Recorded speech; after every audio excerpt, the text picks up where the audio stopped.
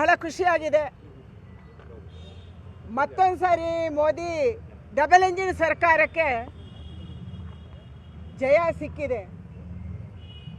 ಯಾವ ಅಪಪ್ರಚಾರವನ್ನು ರಾಹುಲ್ ಗಾಂಧಿಯವರ ನೇತೃತ್ವದಲ್ಲಿ ದೇಶದಾದ್ಯಂತ ಮತ್ತು ಪ್ರಪಂಚದಾದ್ಯಂತ ಮಾಡ್ತಾ ಇದ್ರು, ಕಳೆದ ಲೋಕಸಭಾ ಅಧಿವೇಶನವನ್ನು SIR ಕಾರಣಕ್ಕೆ ಸ್ಥಗಿತ ಮಾಡಿದರು.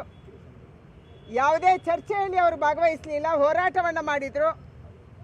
ಅದಕ್ಕೆ ತಕ್ಕದಾದಂಥ ಉತ್ತರವನ್ನು ಬಿಹಾರದ ಜನತೆ ಕೊಟ್ಟಿದ್ದಾರೆ. ಹಿಂದೆ ಎಂದಿಗಿಂತಲೂ ದೊಡ್ಡ ಜಯವನ್ನು ಭಾರತೀಯ ಜನತಾ ಪಾರ್ಟಿ ಮತ್ತು ನಿತೀಶ್ ಕುಮಾರ್ ಅವರ ಪಾರ್ಟಿ JDUಗೆ ಬಿಹಾರದ ಜನ ಆಶೀರ್ವಾದ ಮಾಡಿದ್ದಾರೆ. ಪ್ರಧಾನಿ ನರೇಂದ್ರ ಮೋದಿ ಅವರನ್ನು, ಅಮಿತ್ ಶಾ ಅವರನ್ನು, ನಡ್ಡಾ ಅವರನ್ನು ಮತ್ತು ನಿತೀಶ್ ಕುಮಾರ್ ಅವರನ್ನು ನಾನು ಅಭಿನಂದಿಸ್ತೀನಿ. ನಮ್ಮ ಪಾರ್ಟಿ ಅಭಿನಂದಿಸ್ತಾ ಇದೆ. ಬಹಳ ಖುಷಿಯಾಗಿದೆ. ಅಪಪ್ರಚಾರಕ್ಕೆ ತಕ್ಕ ಉತ್ತರವನ್ನು ದೇಶದ ಜನ ಕೊಡ್ತಾರೆ ಅನ್ನೋದಕ್ಕೆ ಇದೊಂದು ಉದಾಹರಣೆ. ಈಗ ಈ ಚುನಾವಣೆಯಲ್ಲಿ ಹೈಯೆಸ್ಟ್ ವೋಟ್ಸ್ ಬಂದಿದೆ ಮತ್ತು ಸಂಖ್ಯೆನೂ ಜಾಸ್ತಿ ಆಗಿದೆ. ಆದರೆ ಕಾಂಗ್ರೆಸ್ನವರು ಮತ್ತು ಮಹಾಗಠಬಂಧನ್ ಅವರ ಆರೋಪ ಏನಂದರೆ ಈಗ ವೋಟ್ ಚೋರಿಯಿಂದ ಆಗಿರೋ, ಅದರಲ್ಲೂ ಕೂಡ ರಾಜ್ಯದ ಮುಖ್ಯಮಂತ್ರಿಯವರು ಅದೇನು ಹೇಳಿ ವೋಟ್ ಚೋರಿಯಿಂದ ಇದು ಆಗಿರುವಂಥದ್ದು ಬಹಳ ಸ್ಪಷ್ಟತೆ ಇದೆ. ಇವತ್ತು ಚುನಾವಣಾ ಆಯೋಗ ನಮ್ಮೆಲ್ಲರಿಗೆ ಕೂಡ BLA 1 BLA 2 ಮಾಡಕ್ಕೆ ಹೇಳಿದ್ದಾರೆ. ಯಾತಕ್ಕೆ? ಕೇವಲ ಭಾರತೀಯ ಜನತಾ ಪಾರ್ಟಿಯ ವೋಟನ್ನು ಸರಿ ಮಾಡೋದಕ್ಕಲ್ಲ, ಎಲ್ಲ ಪಾರ್ಟಿಗಳಿಗೆ ಕೂಡ ಅವಕಾಶ ಇದೆ. ಅವರವರ ಬೂತಲ್ಲಿ BLA 1 BLA 2ಗಳು ಈ ವೋಟನ್ನು ಗಮನಿಸಬೇಕು. ಯಾರು ಸತ್ತಿದ್ದಾರೆ, ಯಾರು ಹೊರ ಹೋಗಿದ್ದಾರೆ, ಯಾರು ವೋಟ್ ಮೈನಸ್ ಆಗಿದೆ, ನಮ್ಮ ಬೂತಲ್ಲಿ ಎಷ್ಟು ವೋಟ್ ಇದೆ, ಇದನ್ನ ಗಮನಿಸುವಂತ ಅಧಿಕಾರ ಇವತ್ತು BLAಗಳಿಗೆ ಇದೆ. ಭಾರತೀಯ ಜನತಾ ಪಾರ್ಟಿಯ JDUವಿನ ಕಾರ್ಯಕರ್ತರು ಅತ್ಯಂತ ಪ್ರಾಮಾಣಿಕವಾಗಿ ಪ್ರತಿ ಬೂತಲ್ಲಿ ನಮ್ಮ ಪರಿವಾರದ ಎಲ್ಲ ಕಾರ್ಯಕರ್ತರು ಸೇರಿ ವೋಟರ್ ಲಿಸ್ಟ್ ಅನ್ನ ಸರಿ ಮಾಡೋದು ಮಾಡಿದ್ವಿ. ಕಾಂಗ್ರೆಸ್ಸಿನ ಕಾರ್ಯಕರ್ತರು ಏನ್ ಮಾಡ್ತಾ ಇದ್ರು? ನಿಮ್ಗೇನು ಜವಾಬ್ದಾರಿ ಇಲ್ಲ, ನಿಮ್ಮ BLAಗಳಿಗೆ ನೀವು ಕೆಲಸ ಯಾಕೆ ಹಚ್ಚಿಲ್ಲ? ಅವರು ಹೇಳಬೇಕಲ್ಲ, ನಮ್ಮ ಬೂತಲ್ಲಿ ಇಷ್ಟು ವೋಟ್ ಇಲ್ಲ, ಇಷ್ಟು ಆಗಿದೆ, ಇಷ್ಟು ವೋಟ್ ಇದೆ, ಇದು ಅತ್ಯಂತ ಸತ್ಯ ಇದೆ, ಇದನ್ನು ಹೇಳಬೇಕಲ್ಲ. ಚುನಾವಣಾ ಆಯೋಗ ಬಹಳ ಸ್ಪಷ್ಟವಾಗಿ ರಾಹುಲ್ ಗಾಂಧಿ ಅವರಿಗೆ ಹೇಳಿತ್ತು, ನೀವು ಕಂಪ್ಲೇಂಟ್ ಕೊಡಿ, ನೀವು ಇದನ್ನು ದೃಢೀಕರಣ ಮಾಡಿ. ದೃಢೀಕರಣ ಮಾಡುವಂಥದ್ದನ್ನ ರಾಹುಲ್ ಗಾಂಧಿ ಯಾಕೆ ಮಾಡ್ತಿಲ್ಲ? ಯಾಕೆ ಹೆದರಿಕೆ ನಿಮ್ಗೆ? ಯಾಕೆ ಭಯ ನಿಮ್ಗೆ?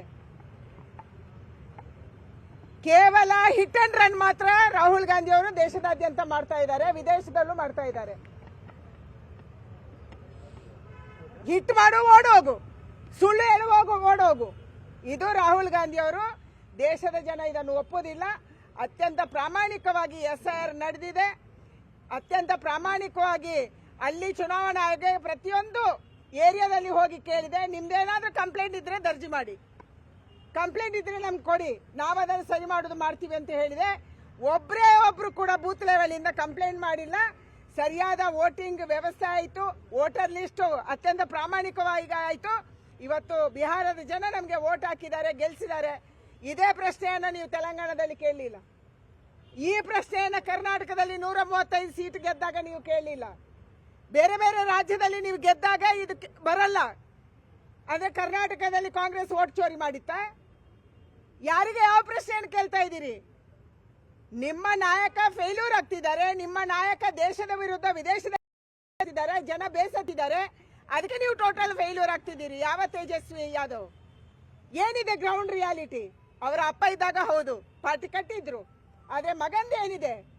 ನೀವು ರಾಹುಲ್ ಗಾಂಧಿಯ ಭುಜ ಹಿಡ್ಕೊಂಡು ಹೆಗಲು ಹಿಡ್ಕೊಂಡು ಹೋದ್ರಿ, ಪೂರ್ತಿ ಸರ್ವನಾಶ ಆದ್ರಿ. ಅದಕ್ಕೆ ಇವತ್ತು ಚುನಾವಣಾ ಆಯೋಗದ ಮೇಲೆ ಅನವಶ್ಯಕ ಆರೋಪವನ್ನು ನೀವು ಮಾಡ್ತಾ ಇದ್ರಿ. ಇದರ ದೇಶದ ಜನ ಒಪ್ಪಲ್ಲ. ಬರುವಂತ ಎಲ್ಲ ಚುನಾವಣೆಯಲ್ಲಿ ಕೂಡ ನಿಮ್ಗೆ ತಕ್ಕ ಪಾಠವನ್ನ ಈ ದೇಶದ ಜನ ಕಲ್ಸಕ್ಕಿದ್ದಾರೆ. ಮುಖ್ಯಮಂತ್ರಿ ಕೂಡ ಅದನ್ನೇ ಹೇಳಿದ್ದು, ಮುಖ್ಯಮಂತ್ರಿಯವರು ಕೂಡ ಅದನ್ನೇ ಆರೋಪ. ಹೇಗೆ ಗೆದ್ರಿ ನೀವು? 135 ಸೀಟ್ ನಿಮ್ಗೆ ಹೇಗೆ ಬಂತು? ವೋಟ್ ಚೋರಿ ಮಾಡಿ ಬಂತು? ಇದಕ್ಕೆ ನೀವು ಉತ್ತರ ಕೊಡ್ಬೇಕಲ್ಲ. ಕರ್ನಾಟಕದಲ್ಲಿ ವೋಟ್ ಚೋರಿ ಮಾಡಿ ನೀವು ಗೆದ್ರ ಅಂದ್ರೆ ನೀವು ಗೆದ್ದಾಗ ಸರಿ ಇದೆ, ಬಿಜೆಪಿ ಗೆದ್ದಾಗ ಸರಿ ಇಲ್ಲ. ಇದು ನಿಮ್ಮ ಪಾಲಿಸಿ. ಇದನ್ನ ನಾವು ಯಾರು ಒಪ್ಪಲ್ಲ, ಜನರು ಒಪ್ಪಲ್ಲ. ಎಲೆಕ್ಷನ್ ಇವತ್ತಿನ ರಿಸಲ್ಟ್ ನವೆಂಬರ್ ಕ್ರಾಂತಿ ಏನಾದರೂ ಪರಿಣಾಮ ಬೀರುತ್ತಾ? ಕರ್ನಾಟಕ ರಾಜ್ಯದಲ್ಲಿ ಯಾರು ಮುಖ್ಯಮಂತ್ರಿ ಆಗ್ತಾರೆ ಅನ್ನೋದು ನಮ್ಮ ಪ್ರಶ್ನೆ ಅಲ್ಲ. ಕರ್ನಾಟಕ ರಾಜ್ಯದಲ್ಲಿ ಅಭಿವೃದ್ಧಿ ಆಗಬೇಕು ಅನ್ನುವಂಥದ್ದು ನಮ್ಮ ಕಳಕಳಿ. ಕಾಂಗ್ರೆಸ್ ಪಾರ್ಟಿ 135 ಸೀಟ್ ಗೆದ್ದಿದೆ. ಅವ್ರು ಯಾರನ್ನು ಬೇಕಾದ್ರೆ ಮುಖ್ಯಮಂತ್ರಿ ಮಾಡ್ಕೊಳ್ಳಿ, ನಮ್ಗೇನು ಸಂಬಂಧ? ಅದು ಅವರ ಪಾರ್ಟಿಯ ಆಂತರಿಕ ವಿಚಾರ. ನಮಗೆ ಬೇಕಾಗಿರೋದು, ನೀವು ಗ್ಯಾರಂಟಿ ಹೆಸರಲ್ಲಿ ಎಲ್ಲ ಹಣವನ್ನ ಲೂಟ್ ಮಾಡಿದ್ರಿ. ನೀವು ಕರ್ನಾಟಕದಲ್ಲಿ ಒಂದೇ ಒಂದು ಅಭಿವೃದ್ಧಿ ಕೆಲಸವನ್ನು ಮಾಡ್ತಾ ಇಲ್ಲ. ಗುಂಡಿ ಬಿದ್ದ ರಸ್ತೆಗಳಲ್ಲಿ ಜನ ಬಿದ್ದು ಸಾಯ್ತಾ ಇದ್ದಾರೆ. ಬೆಲೆ ಏರಿಕೆ ಜಾಸ್ತಿ ಆಗಿದೆ. ಇವತ್ತು ಮಕ್ಕಳು ಬಸ್ ಬರಲ್ಲ ಅಂತ ಸ್ಟ್ರೈಕ್ ಕೂರ್ತಿದ್ದಾರೆ. ಯಾಕೆಂದ್ರೆ ಬಸ್ ಅನ್ನು ರಿಪೇರಿ ಮಾಡಕ್ಕೆ ನಿಮ್ಮ ಹತ್ರ ದುಡ್ಡು ಇಲ್ಲ, ಅದಕ್ಕೆ ಡೀಸೆಲ್ ಹಾಕಕ್ಕೆ ನಿಮ್ಮ ಹತ್ರ ದುಡ್ಡು ಇಲ್ಲ. ಕಬ್ಬು ಬೆಳೆಗಾರರು ಅಲ್ಲಿ ಇಡೀ ಸಾಯ್ತಾ ಇದ್ದಾರೆ, ಸುಡ್ತಾ ಇದ್ದಾರೆ. ಅವ್ರಿಗೆ ನೀವು ನ್ಯಾಯ ಕೊಡ್ತಾ ಇಲ್ಲ. ನೆರೆ ಬಂದಿದೆ, ನೆರೆಗೆ ಪರಿಹಾರ ಕೊಟ್ಟಿಲ್ಲ. ಪೆಟ್ರೋಲ್ಗೆ ಜಾಸ್ತಿ ಮಾಡಿದ್ರಿ, ವಿದ್ಯುತ್ಗೆ ಜಾಸ್ತಿ ಮಾಡಿದ್ರಿ, ಕಸದ ರೇಟ್ ಜಾಸ್ತಿ ಮಾಡಿದ್ರಿ, ಎಲ್ಲವನ್ನ ಜಾಸ್ತಿ ಮಾಡಿದ್ರಿ. ಆ ದುಡ್ಡು ಎಲ್ಲೋಗ್ತಿದೆ ಸಿದ್ದರಾಮಯ್ಯನವರೇ? ನಿಮ್ಮ ಕಾಂಗ್ರೆಸ್ ನಾಯಕರ ಪಾಕೆಟ್ಗಳಿಗೆ ಹೋಗ್ತಿದೆ. ಒಬ್ಬ ಉಸ್ತುವಾರಿ ಸಚಿವರು ಹೋಗಿ ಜಿಲ್ಲೆಗಳಲ್ಲಿ ಮೀಟಿಂಗ್ ಮಾಡ್ತಾ ಇಲ್ಲ. ಯಾವುದೇ ಜಿಲ್ಲೆಯಲ್ಲಿ ರಿವ್ಯೂ ಮೀಟಿಂಗ್ ಇಲ್ಲ. ಮುಖ್ಯಮಂತ್ರಿಗಳು ಹೋದ್ರೆ ಚಾಪರ್ ಅಲ್ಲಿ ಹೋಗ್ತಾರೆ. ನೆಲ ಅವರಿಗೆ ಗೊತ್ತೇ ಇಲ್ಲ, ರಸ್ತೆ ಹೇಗಿದೆ ಗೊತ್ತಿಲ್ಲ. ಇದು ಕರ್ನಾಟಕ ರಾಜ್ಯ. ನಿಮ್ಮ ತಪ್ಪುಗಳನ್ನ ಮುಚ್ಚಿಟ್ಕೊಳ್ಳೋದಕ್ಕಾಗಿ, ನಿಮ್ಮ ವೈಫಲ್ಯವನ್ನ ಮುಚ್ಚಿಟ್ಕೊಳ್ಳೋದಕ್ಕಾಗಿ ಇವತ್ತು ನೀವು ನವಂಬರ್ ಕ್ರಾಂತಿ, ಮಂತ್ರಿಗಳ ಬದಲಾವಣೆ, ಮುಖ್ಯಮಂತ್ರಿಗಳ ಬದಲಾವಣೆ ಇದನ್ನ ಡೈವರ್ಟ್ ಮಾಡಕ್ಕೆ ಹೊರಟಿದ್ದೀರಿ. RSS ಮೇಲೆ ಬ್ಯಾನ್ ಮಾಡು, ಇನ್ನೂ ಯಾವುದೋ ಒಂದು ಕತೆ ಹೇಳು, ಎವ್ರಿಡೇ ಕತೆ ಹೇಳಿ ನಮ್ಮನ್ನು ಮರೆಸ್ಬೇಕಂತಿದ್ದೀರಿ. ಆದ್ರೆ ರಾಜ್ಯದ ಜನ ಮರೆಯಲ್ಲ. ಈಗ ನಿನ್ನೆ ಬಾಗಲ ಫ್ಯಾಕ್ಟರಿಗಳನ್ನ ಬೆಂಕಿ ಹಚ್ಚಿದ್ದಾರೆ.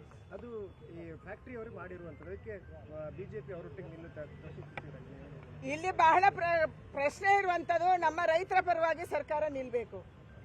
ಕೇಂದ್ರ ಸರ್ಕಾರ ಬಹಳ ಸ್ಪಷ್ಟವಾಗಿ ಒಂದು ಟನ್ನಿಗೆ 3,500 ರೂಪಾಯಿಯನ್ನು ಕೊಡಬೇಕು ಅಂತ ಸ್ಪಷ್ಟ ಮಾಡಿದೆ. ಈ 3,500 ಕೊಡಿಸುವಂತ ಜವಾಬ್ದಾರಿ ಯಾರ್ದು? ರಾಜ್ಯ ಸರ್ಕಾರದ್ದು. ಯಾವ ಫ್ಯಾಕ್ಟರಿಯವರು, ಯಾವ ಪಕ್ಷದವರು ಮುಖ್ಯ ಅಲ್ಲ, ಎಲ್ಲಾ ಪಕ್ಷದವರು ಫ್ಯಾಕ್ಟರಿ ಓನರ್ಸ್ ಇದ್ದಾರೆ. ಪ್ರಶ್ನೆ ಇರುವಂತದ್ದು, ನಮ್ಮ ರೈತರಿಗೆ ನ್ಯಾಯ ಸಿಗುವುದಕ್ಕೆ ರಾಜ್ಯ ಸರ್ಕಾರದ ಜವಾಬ್ದಾರಿ ಏನು? ಈ ಜವಾಬ್ದಾರಿಯನ್ನ ನೀವು ನಿರ್ವಹಣೆ ಮಾಡಿ, ಆವಾಗ ರೈತರು ಶಾಂತ ಆಗ್ತಾರೆ. ನಿರ್ಭೀತ, ನಿಷ್ಪಕ್ಷಪಾತ, ವಿಶ್ವಾಸಾರ್ಹ ಸುದ್ದಿಗಳಿಗೆ ಮತ್ತೊಂದು ಹೆಸರಾಗಿರೋ ನ್ಯೂಸ್ 18 ಕನ್ನಡ ಈಗ ಆಪ್ನಲ್ಲೂ ಲಭ್ಯ ಇದೆ. ದಯವಿಟ್ಟು ಇಲ್ಲಿರೋ QR ಕೋಡ್ ಅನ್ನ ಸ್ಕ್ಯಾನ್ ಮಾಡಿಕೊಂಡು ಆಪ್ ಡೌನ್ಲೋಡ್ ಮಾಡೋದಕ್ಕೆ ಮರಿಬೇಡಿ. ನಿಮ್ಮ ಬೆಂಬಲ ಹೀಗೆ ಸದಾ ನಮ್ಮೊಂದಿಗಿರಲಿ. ಧನ್ಯವಾದ.